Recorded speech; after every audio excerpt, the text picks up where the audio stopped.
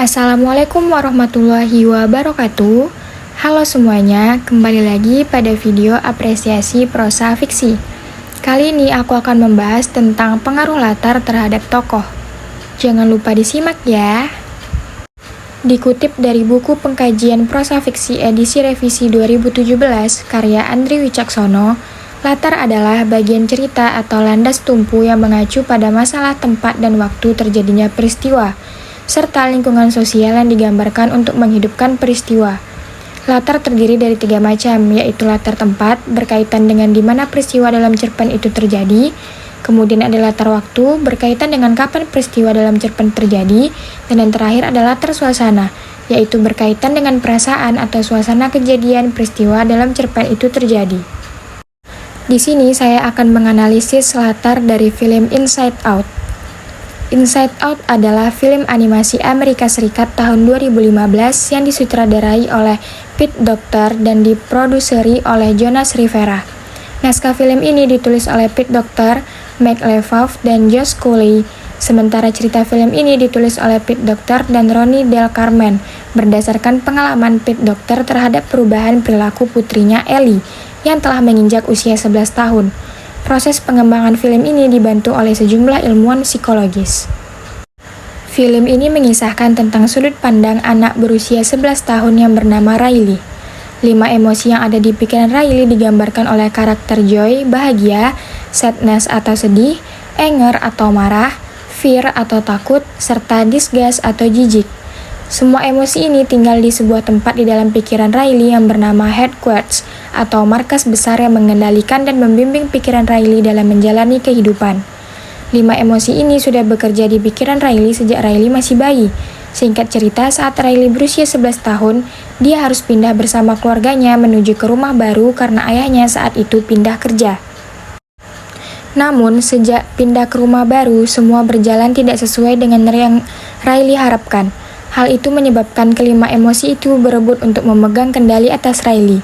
Headquarters pun menjadi kacau sehingga hari pertama berada di rumah barunya, Riley merasa sangat buruk dan tidak senang.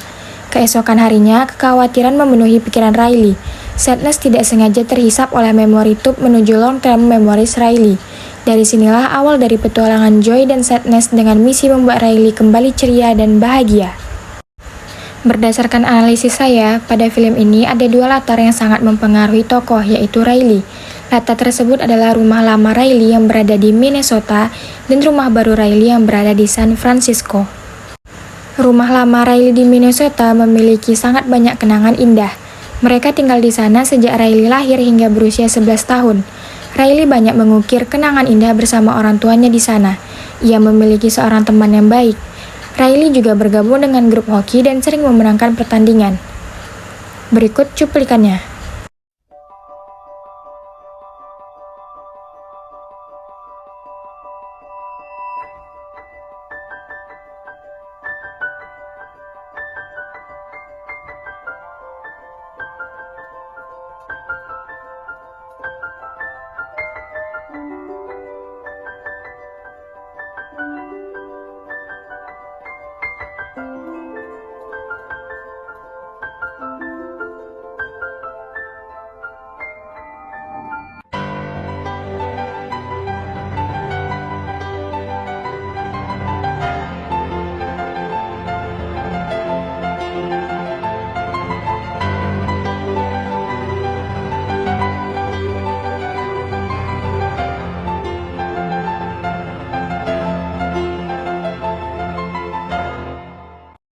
Saat usianya 11 tahun, keluarga Riley memutuskan pindah ke San Francisco karena pekerjaan ayahnya.